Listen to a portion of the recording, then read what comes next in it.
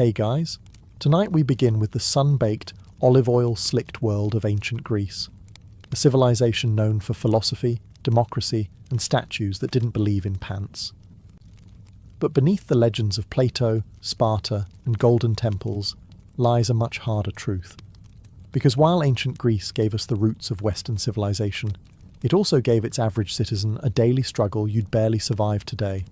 So before you get comfortable, take a moment to like the video and subscribe, but only if you genuinely enjoy what I do here.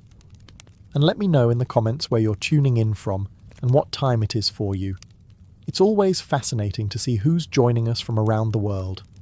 Now, dim the lights, maybe turn on a fan for that soft background hum, and let's ease into tonight's journey together. Welcome to ancient Greece, where your day begins not with an alarm clock, but with the sun turning your house into a slow-cooking oven. Your home is a modest one, made of sun-dried mud bricks or rough stone, with small windows and no glass.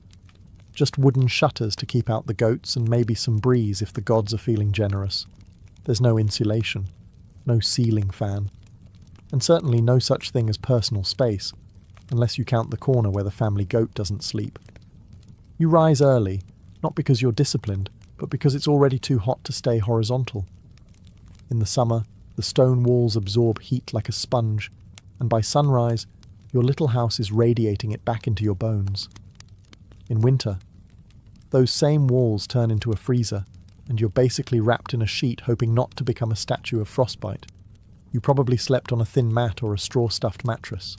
No pillows, just a rolled-up cloak, or maybe your arm.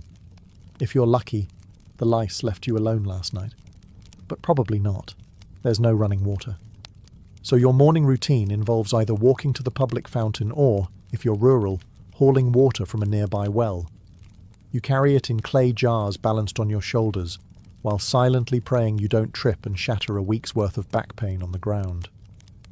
To get clean, you don't bathe in the morning. That's saved for the end of the day, if at all.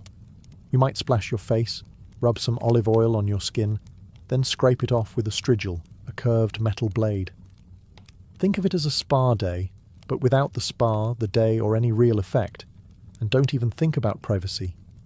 Your family lives in the same room. You sleep together, eat together, and argue over who tracked mud in from the street, because the street is also your hallway, your newsfeed, and your trash dump. You haven't even eaten yet, and already your back hurts. You're sweating, and your tunic is sticking in places no tunic should. And this is the best part of your day. So you've survived the sweatbox of a Greek bedroom. Time to fuel up, right? Welcome to breakfast in ancient Greece. A meal so minimal it makes modern intermittent fasting look like gluttony. Your first bite of the day? Barley bread. Stale, dense, and about as exciting as the dirt it was baked near. It's called maza, made from ground barley mixed with water, shaped into flat cakes, and left to bake either on hot stones or in the ashes of last night's fire. Think ancient granola bar, but without sweetness, texture, or joy. You might dunk it in watered-down wine, because, surprise, the water isn't always safe to drink. There's no filtration system, no boiling, no Brita pitcher in your clay pantry. So instead, everyone, from kids to elders, gets a cup of oinos mixed with water. Not for the buzz, but for survival. If you're wealthy, maybe you get a fig or two, some olives, or a smudge of goat cheese. But let's be honest, you're not wealthy. You're lucky if your bread isn't crawling with yesterday's flies and doesn't crack a tooth when you bite it. No coffee, no eggs, no fruit bowl, no honey, unless you live near a decent beekeeper and know how to bribe them. And don't expect to sit and relax. Meals are fast. No chairs, no forks, and certainly no mindful eating. You chew, you nod, and you get back to work. Oh, and if you're a woman, you don't even eat with the men. In many households, women and children eat separately, often after the males are done. So not only is the food bad, you also get to wait your turn to be disappointed. The irony: ancient Greeks are the same people who gave us symposiums, banquets, and poetic odes to wine. But breakfast? That's not worth a line of verse. It's utilitarian, dry, often literally burnt. and yet you chew through it like a champion, because it's the only thing standing between you and a full day of sun, labour, and arguing philosophers. Bon appétit. Just try not to crack a molar.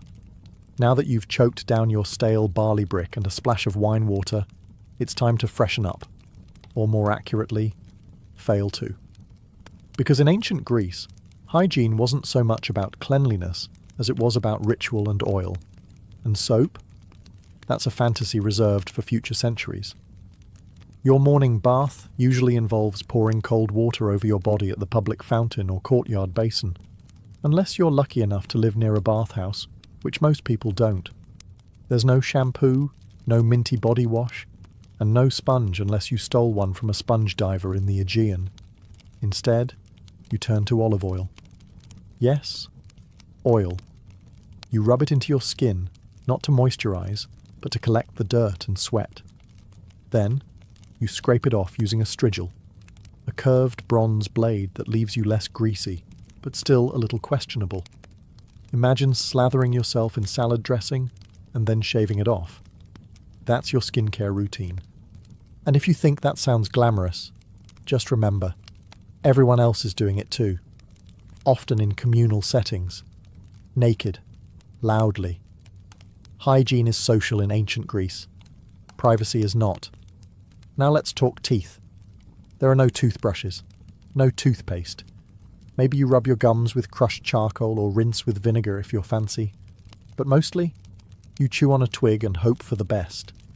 Dental hygiene is more about divine mercy than routine care. Body odour? Ubiquitous. Deodorant doesn't exist, but perfumes do, for those who can afford them. So you might dab a little myrrh or rose oil on your neck, right before walking 5 miles in sandals through the Athenian heat. The result? A uniquely Greek blend of musk, dust, and desperation. Laundry? Rare. Clothes are washed by beating them against stones in the river. If you're poor, your tunic probably hasn't seen water since last festival season. In short, hygiene in ancient Greece isn't about looking or smelling good. It's about appearing moderately less revolting than yesterday. The oil and scrape method helps, but only so much when you're sweating in a tunic under a sun that's trying to kill you. So yes, ancient Greece gave us democracy, philosophy, and architecture. But a decent shower, still waiting. Now that you've oil scraped your way into a new day, it's time to get dressed. And spoiler alert, your ancient Greek wardrobe is minimal at best and comically impractical at worst. You've got 2 options, a chiton or a hymation, both basically oversized linen rectangles that you wrap and pin with a brooch or tie with a belt. It's not tailored, it's not fitted, and it absolutely wasn't designed with windy days in mind. One wrong breeze, and suddenly your whole philosophical outlook is on display. Forget underwear, it's not a thing. And bras don't exist. So unless you're a Spartan woman trained to sprint and wrestle, you're just hoping your pins hold and no one notices your wardrobe shifting like a loose curtain. Now, let's talk footwear. If you're lucky, you own a pair of leather sandals. If not, you're barefoot. And that means a full day of walking on sun-baked stone, goat-trodden dirt, and whatever the local market has squished into the roads. Imagine strolling across a skillet in July while dodging donkey dung.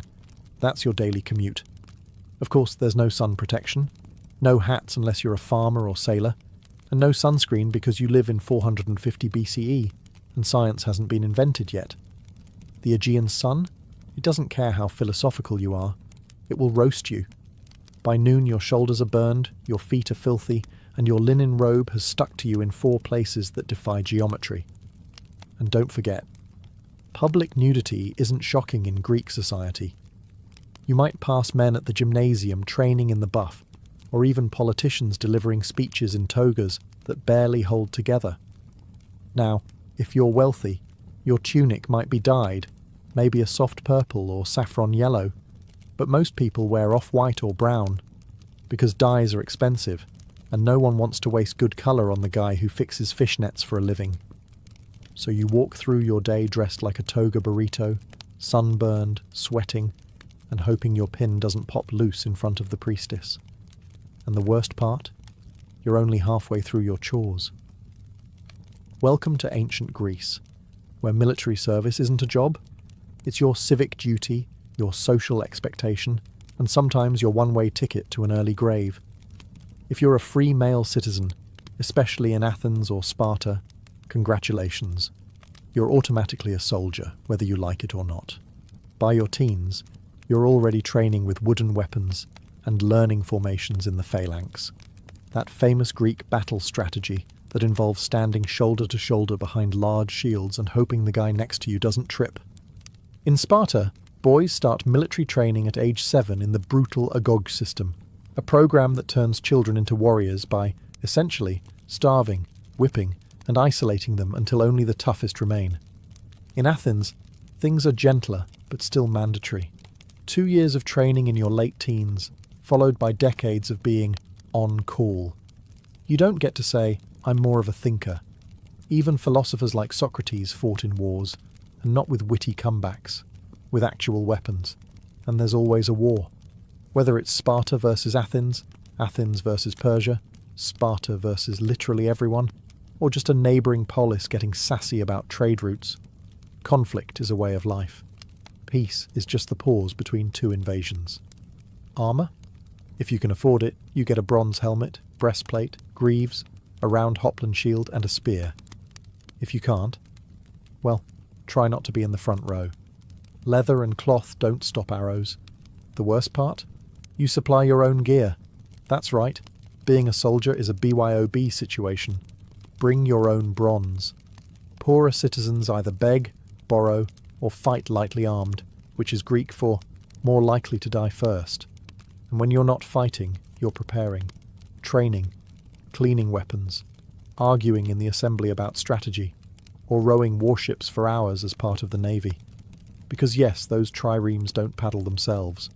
There's no veterans' healthcare, no pensions, no therapy, just scars, limps, and the occasional poorly carved gravestone praising your virtue and courage. If you think life as a man in ancient Greece sounds rough, just wait until you hear about being a woman. In most Greek city-states, especially Athens, women had fewer rights than a pile of decorative urns. You couldn't vote, couldn't hold office, couldn't own land outright, and rarely appeared in public without a male escort. In fact, if people saw you out too often, they might start whispering that you were a courtesan or worse, a Spartan. Let's start with your daily routine. You wake up before sunrise to start the chores. You spin wool, weave cloth, grind grain, fetch water, bake bread, manage the slaves, if your household has any, and raise the children. You're the household CEO, but one without pay, respect, or days off. Your social life? Limited. You don't attend plays. You don't join the philosophical debates. You're not at the gymnasium.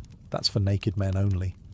You're confined mostly to the gynoeceum, the women's quarters, and your contact with the outside world consists of glimpses through latticework windows. Education? If you're lucky, you might learn to read a bit, but mostly you're trained in domestic duties. Philosophy? Rhetoric? Geometry? That's for the boys.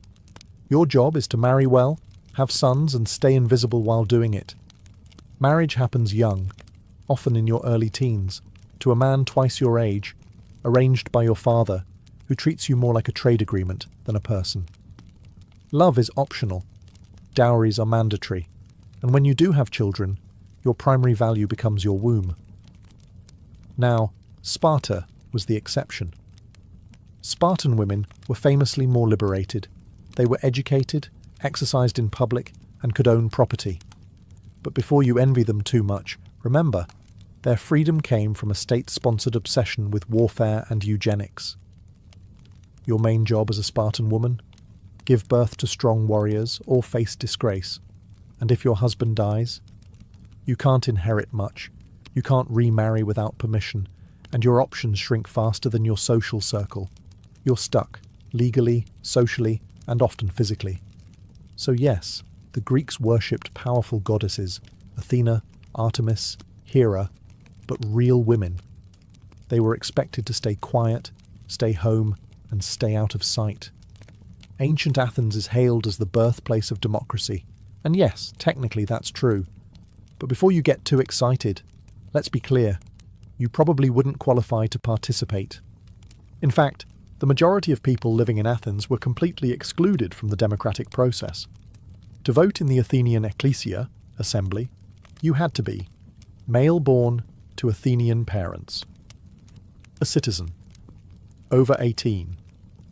That means women, foreigners, called metics, slaves and children, who made up nearly 90% of the population, had no political voice whatsoever.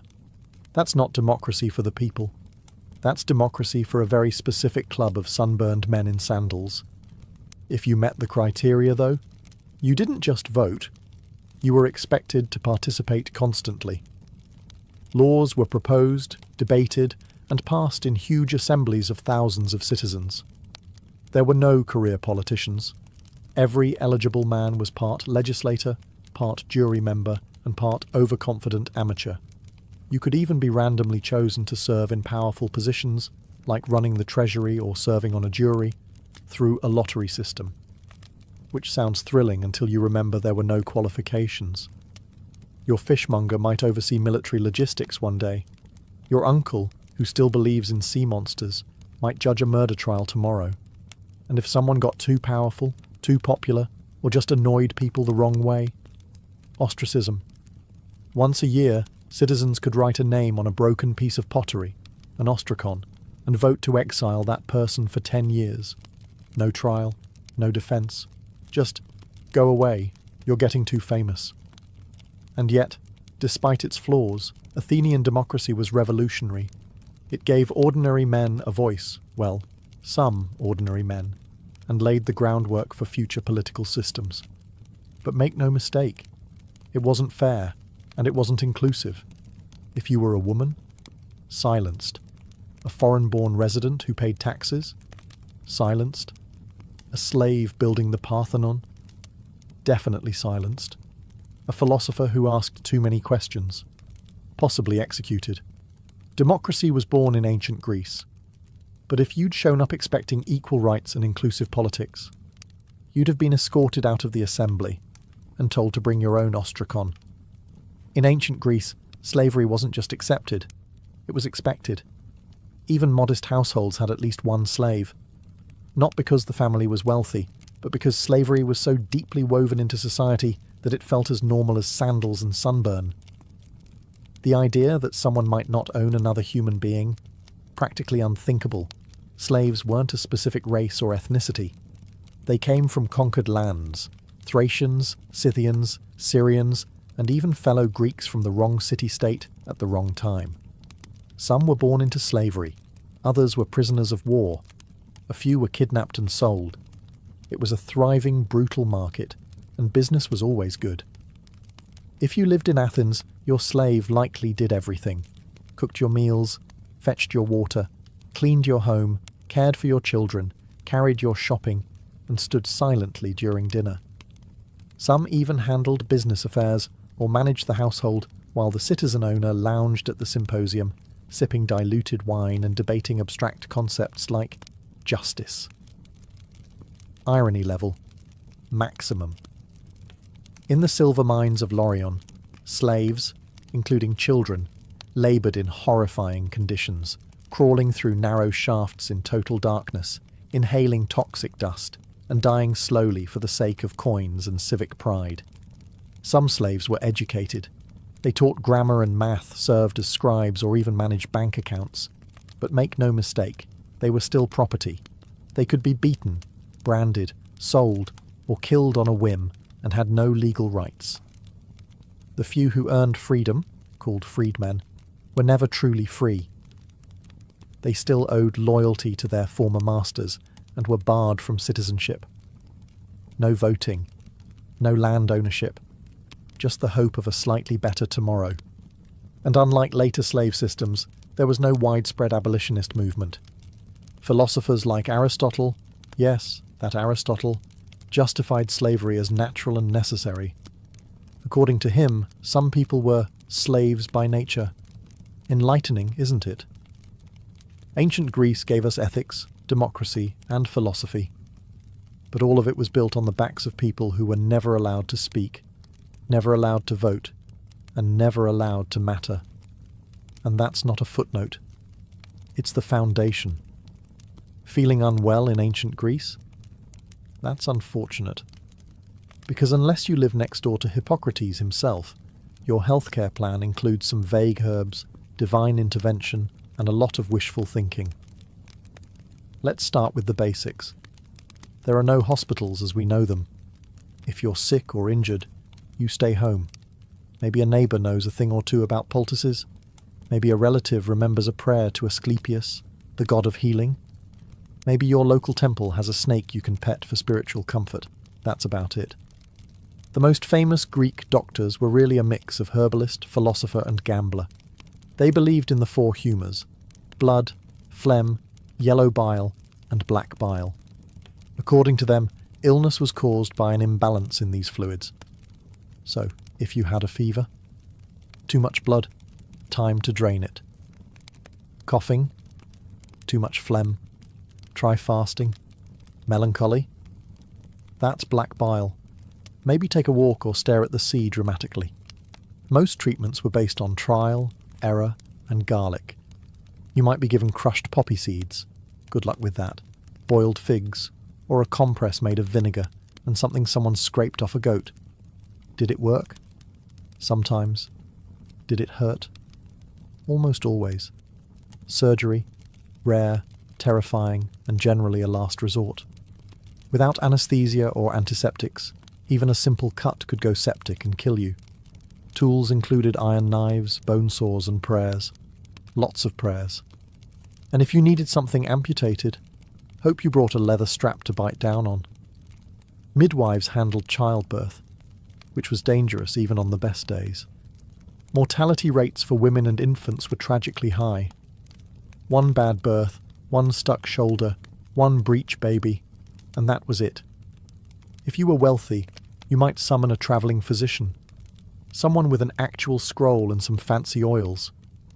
If you were poor, you relied on local knowledge, street remedies, and sheer resilience, or you simply didn't recover. But hey, at least they believed in rest, clean air, and a balanced diet, so there's that. Ancient Greek medicine gave us the Hippocratic Oath, but it also gave us treatments like drink boiled cabbage water. So yes, healthcare in ancient Greece. Mostly herbs, hope, and hang on. In ancient Greece, theatre wasn't just entertainment, it was a civic duty, a religious ritual, and sometimes a full-contact sport for the soul. Let's start with the good part. Theatre was free for citizens, assuming you weren't a woman, slave, or foreigner, in which case, good luck seeing anything. You'd file into an enormous open-air theatre carved into a hillside, like the great Theatre of Dionysus in Athens, shoulder to shoulder with thousands of other sweaty citizens. And you'd be there all day. Seriously, all day. The Dionysia festival ran from dawn until night, with back-to-back plays, tragedies, comedies, and satyr plays. No intermission, no snacks, and certainly no bathroom breaks, unless you counted a bush on the hillside. If you showed up late or acted out, you weren't just frowned at, you could be fined. The performances themselves? Wild. Tragedies were emotionally gutting. Murder, madness, war, gods destroying families because of one bad decision made 3 generations ago. You didn't come to laugh, you came to weep in unison. Then came the comedies, which weren't exactly light-hearted family fare. These plays mocked politicians, philosophers, entire cities, and bodily functions with stunning precision. Imagine if Saturday Night Live and a college debate had a baby, then dressed it in a giant phallic costume and sent it on stage. Actors wore towering masks, platform shoes, and exaggerated costumes. All male, of course, even for women's roles. The chorus sang, danced, and shouted commentary, like an ancient Greek version of Twitter, only louder and wearing tunics. And this wasn't passive viewing. The audience was loud. They booed, hissed, threw things, and argued mid-performance. Theatre was democracy with stage lights. If the play offended you, you let them know. If it moved you, you shouted, wept, and maybe re-evaluated your life. At the end of the festival, A jury voted on which playwright won. Imagine spending 3 days crying over Orestes, only to find out some bawdy comedy with a talking pig god took the prize. That's ancient Greece for you. So yes, in the theatre, you were never just watching, you were participating, and possibly throwing olives. So you've survived your tragic all-day theatre binge. Now you wander into the agora, the bustling heart of the city, and stumble right into a man wearing a cloak, holding no shoes, and asking strangers, "What is justice?" Welcome to philosophy. It's everywhere, and it's not optional. In ancient Greece, particularly in Athens, philosophy was the local sport, and the champions were names we now associate with world-changing ideas. Socrates, Plato, Aristotle. Back then, though, they were just eccentric men who talked a lot and made other people feel stupid. Take Socrates. The man made a career out of asking questions that led nowhere and dismantling people's confidence in their own opinions.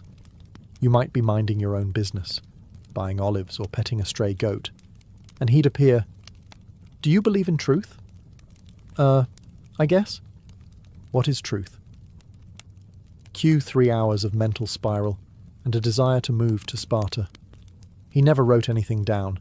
His student Plato did that. But Socrates left a lasting impression, partly because Athens eventually executed him for being too annoying. Officially, it was corrupting the youth and not believing in the gods. But let's be honest, he probably just wouldn't stop asking questions during dinner. Philosophy wasn't a cozy academic hobby. It was loud, confrontational, and weirdly athletic. Debates happened in public spaces.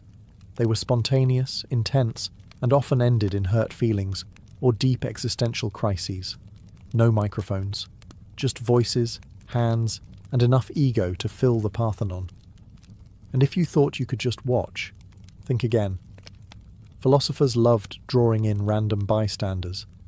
You didn't walk past Plato's academy. You were absorbed into it. You said one thing slightly wrong and suddenly became the day's example of unexamined life. Even kids weren't safe.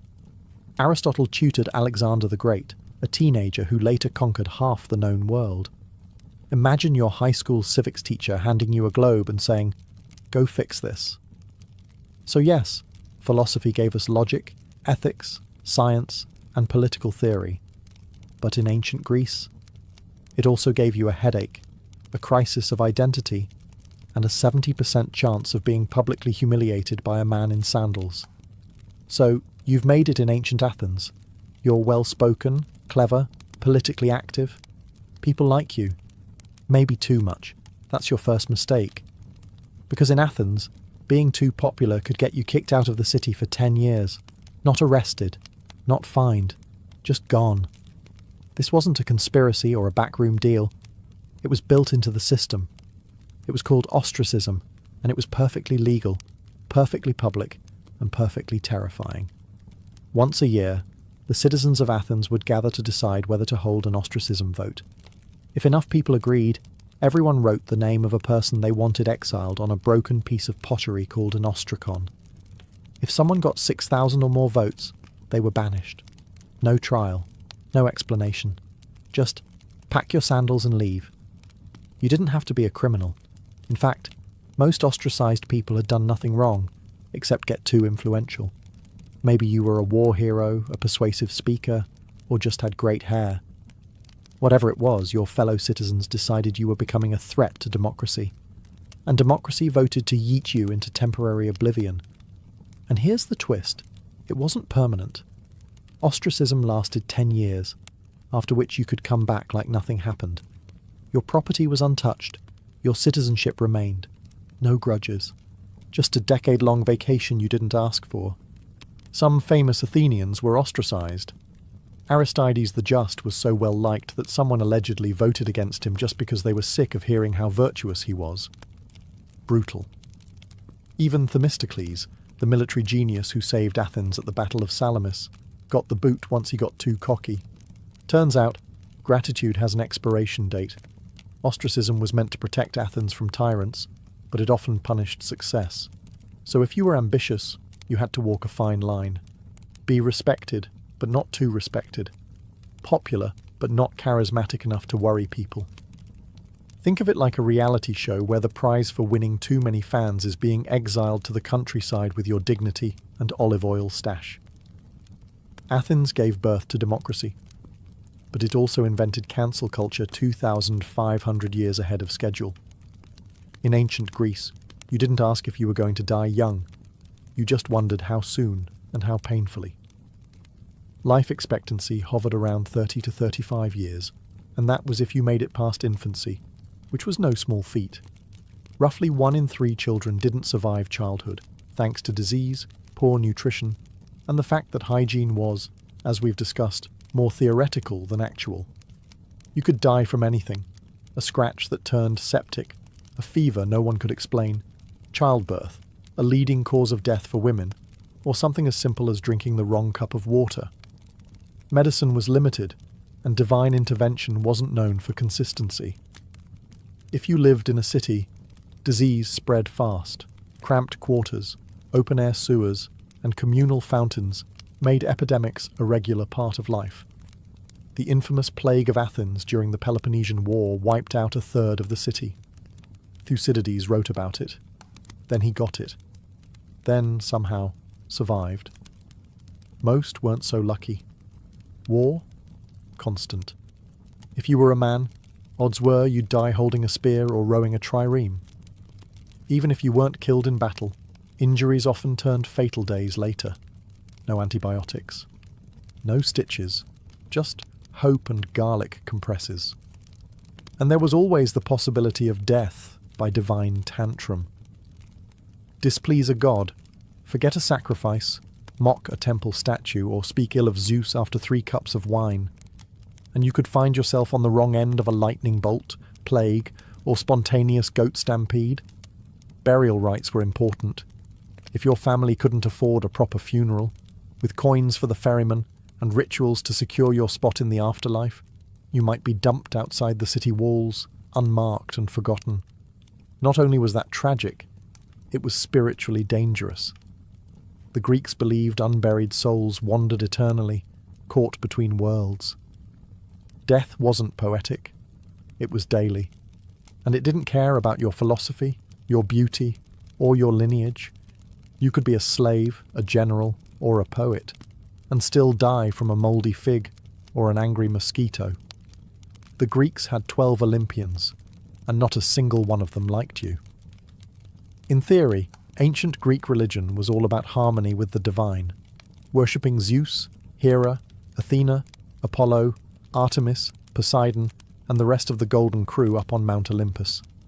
In practice, it was constant spiritual damage control. These gods weren't peaceful, all-loving deities. They were divine drama queens with superpowers. Forget a sacrifice, they'd ruin your crops. Say the wrong prayer, your ship sinks. Step into the wrong grove, snakebite, plague, famine, take your pick. The gods didn't just demand your loyalty. They demanded perfect timing, flawless rituals, and unblinking obedience. You didn't have weekly temple visits. You had daily rituals, home altars, seasonal festivals, and civic ceremonies. Before planting crops, pray to Demeter, going to war, offer to Ares, travelling by sea. You'd better pour out some wine to Poseidon, and maybe throw in a goat just to be safe. Each god had favourites and grudges. Apollo might protect your city, unless your grandfather offended him once, in which case you're cursed until further notice. Hera was the goddess of marriage, but she also specialised in making mortal women's lives miserable if Zeus so much as looked at them. Athena rewarded wisdom, and also turned people into spiders. Casual. And if the Olympians weren't enough to keep you nervous, there were nymphs, satyrs, spirits, river gods, and monsters lurking around every corner. Step on the wrong patch of sacred land, and suddenly your left leg belongs to a vengeful woodland sprite. But worst of all, you never knew why something bad happened. Was it the wrong offering? The wrong timing? Did you insult a god in a dream? Maybe it was your cousin. Maybe it was something your great-grandfather did. Doesn't matter. The gods work in mysterious and deeply personal ways. And yet, For all the terror, Greek religion was woven into every part of life, from politics to childbirth to the Olympic Games.